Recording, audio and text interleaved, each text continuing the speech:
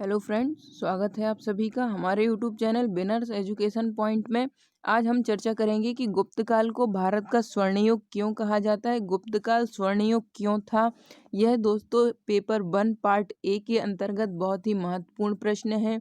यह विभिन्न परीक्षाओं में पूछा गया है। प्रीवियस ईयर के क्वेश्चन पेपर्स अगर आपने लगाए होंगे तो आपको पता होगा कि गुप्तकाल को स्वर्ण युग क्यों कहा जाता है। इस प्रकार के प्रश्न लगातार पूछे जा रहे हैं।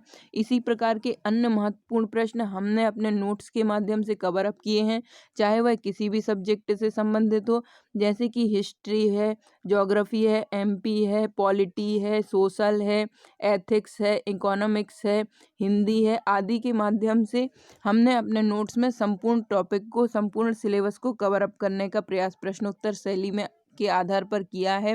दोस्तों मुख्य परीक्षा में आपको कमेंट्री नहीं लिखनी होती है, वहाँ आपको प्रश्न का उत्तर देना होता है, तभी आपको जो जांच करता रहता है वह अच्छे नंबर देता है। अब हम चर्चा करेंगे हमारे पहले प्रश्न पर, जो कि है गुप्तकाल स्वर्ण युग क्यों था। तो इसके अंतर्गत हम 8 जो टॉपिक होंगे या 8 हमारे प्रमुख बिंदु हैं, उनके अंतर्गत हम चर्चा करेंगे कि क्यों गुप्तकाल को स्वर्ण युग कहा जाता है।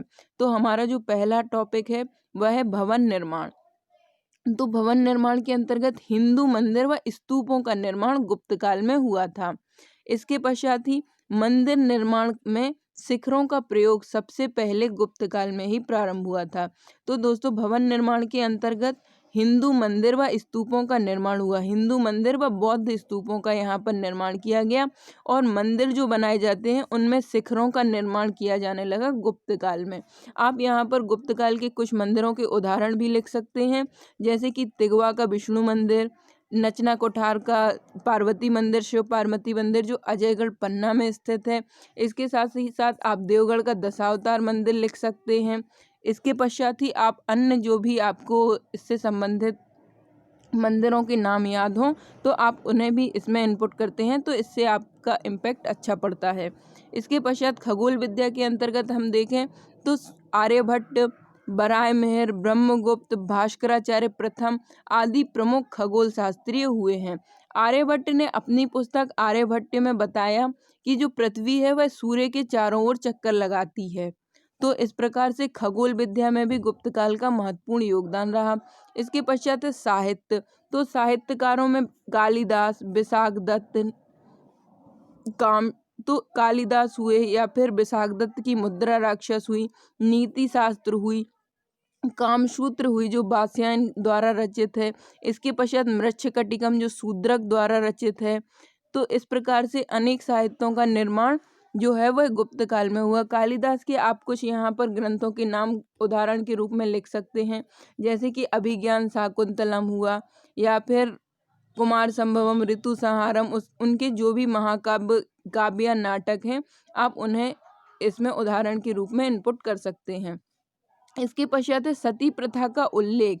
तो सती प्रथा का उल्लेख यदि हमें मिलता है तो इससे यह प्रमाणित होता है कि जो गुप्तकालीन राजा थे वह अभिलेख बनवाने की उनमें एक चलन था। तो सती प्रथा का उल्लेख हमें गुप्त काल में एरण अभिलेख से प्राप्त होता है, जो कि सागर जिले में स्थित है।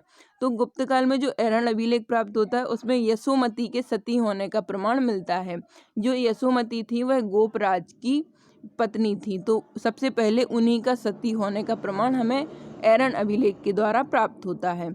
इसके पश्चात है चिकित्सा के अंतर्गत यदि हम देखें तो बाण भट्ट ने अष्टांग हृदय लिखा, बाघ भट्ट ने अष्टांग हृदय लिखा, धन्वंतरी ने आयुर्वेद के क्षेत्र में कार्य किया, चरक और सुश्रुत, चरक ने चरक संहिता लिखी जो कि आयुर्वेद का एक प्रमुख ग्रंथ है। साथ ही साथ सुश्रुत ने शल्य चिकित्सा का प्रतिपादन किया। शल्य चिकित्सा के अंतर्गत वर्तमान की सर्जरी या ऑपरेशन को आप देख सकते हैं। तो इस प्रकार से जो सुश्रुत हैं उन्होंने भी चिकित्सा के क्षेत्र में, आयुर्वेद के क्षेत्र में चरक ने अपना महत्वपूर्ण योगदान दिया। तो दोस्तों आप देख सकते हैं कि किस प्रकार से हमारे नोट्स जो हैं प्रिपेयर किए जाते हैं विथ प्रेजेंटेशन के। हम आपको प्रश्नोत्तर शैली में अपने नोट्स उपलब्ध करा रहे हैं। साथ ही साथ यदि आप हमारे नोट्स 15 नवंबर के पहले खरीदते हैं या 15 नवंबर तक खरीदते हैं तो दिवाली विशेष ऑफर के चलते आपको 10% का डिस्काउंट दिया जा रहा है। यदि आप हमारे कोई भी नोट्स जो 500 रुपये के हैं अगर आप उनको परचेस करते हैं तो आपको उसमें 10% डिस्काउंट के पश्चात 450 रुपये के प्राप्त किए जाएंगे। इसी प्रकार से कोई अन्य नोट्स आप परचेस करते हैं तो उसमें भी आपको डिस्काउंट दिया जाएगा 10% का, जो कि सिर्फ 17 नवंबर तक ही मान्य है।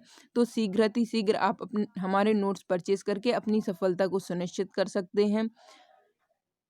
इसके पश्चात हम चर्चा करेंगे गुप्त काल में केंद्रीय शासन। तो केंद्रीय शासन के अंतर्गत सर्वोच्च अधिकारी जो है वह राजा होता था। तो यह भी एक प्रमुख विशेषता है। गुप्त काल में विकेंद्रीकृत शासन प्रणाली को अपनाया गया था। इसके पश्चात स्थापत्य कला के अंतर्गत हम देखें तो वास्तुकला, मूर्ति कला, संगीत कला, मंदिर निर्माण कला आदि का विकास हुआ था। इसके पश्चात हम कुछ उदाहरण देख लेते हैं। देवगढ़, झांसी, भीतरगांव, बोधगया और अजंता, बाग और ग्वालियर की गुफाएं आदि का निर्माण भी गुप्त काल में ही हुआ था। अजंता की गुफाएं जो हैं उन्हें यूनेस्को की विश्व विरासत सूची में शामिल किया गया है। साथ ही साथ बाघ की गुफाएं जो हैं वह धार जिले में स्थित हैं और इन्हें भी राज्य संरक्षित इमारत और राष्ट्रीय संरक्षण की इमारतों के रूप में घोषित किया गया है। इसके पश्चात है धार्मिक सहिष्णुता। तो हिंदू धर्म का पुनरुत्थान हुआ गुप्त काल में। प्रगतिशील दृष्टिकोण अपनाया गया और नवीन विचारों का समावेश किया गया।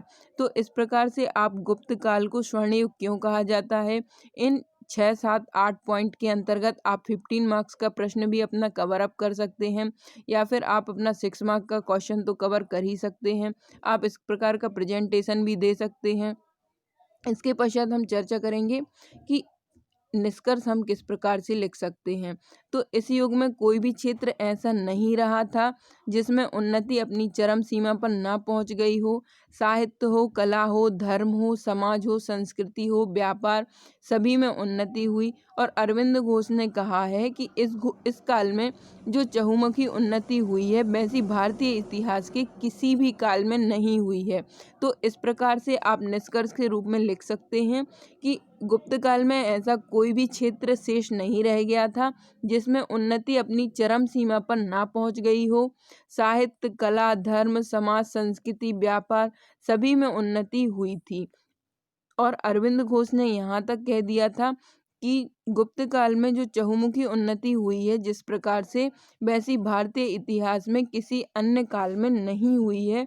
इस कारण से गुप्त काल को स्वर्ण युग गुप्त काल को स्वर्ण युग की संज्ञा दी जाती है। दोस्तों एक महत्वपूर्ण जानकारी यह है कि प्रारंभिक परीक्षा में आपकी 100% सफलता को सुनिश्चित करने के लिए हमारे चैनल के माध्यम से एक टेस्ट सीरीज चलाई जा रही है जिसमें मात्र 500 रुपये में आपको 50 FLTs उपलब्ध कराए जाते हैं, जिसके माध्यम से आप 5000 प्रश्नों को कवर अप कर सकते हैं। दोस्तों प्रारंभिक परीक्षा में सफलता का मूल मंत्र यही होता है, आप जितने अधिक से अधिक वस्तुनिष्ठ प्रश्न सॉल्व करेंगे, MCQ सॉल्व करेंगे, जितने अधिक से अधिक आप फैक्ट को याद करेंगे तो वही आपके प्री के लिए इम्पोर्टेंट रहेंगे। प्रारंभिक परीक्षा में सफलता दिलाने के लिए आपको MCQs, फैक्ट आदि अत्यंत कारगर सिद्ध होते हैं। तो इसी के लिए हमारी जो टेस्ट सीरीज है वह आपको उपलब्ध कराई जा रही है।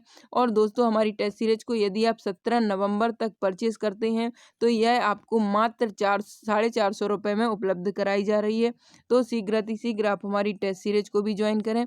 साथ ही साथ हमारे नोट्स को परचेज करने के लिए आप डिस्क्रिप्शन बॉक्स में दी गई लिंक पर जाकर चेकआउट कर सकते हैं। इंस्टा मोजो पर हमारे नोट्स उपलब्ध हैं, तो आप वहां जाकर चेकआउट कर सकते हैं और हमारे नोट्स परचेज कर सकते हैं। साथ ही साथ जब भी आप हमारे नोट्स परचेज करते हैं तो कृपया कर अपना व्हाट्सएप नंबर जरूर इनपुट करें, उससे आपको हमारे व्हाट्सएप ग्रुप में ऐड कर लिया जाएगा और जो भी महत्वपूर्ण कंटेंट होगा तो आपको मुख्य परीक्षा से संबंधित व्हाट्सएप ग्रुप के माध्यम से उपलब्ध करा दिया जाएगा। धन्यवाद दोस्तों, मिलते हैं अगले वीडियो में।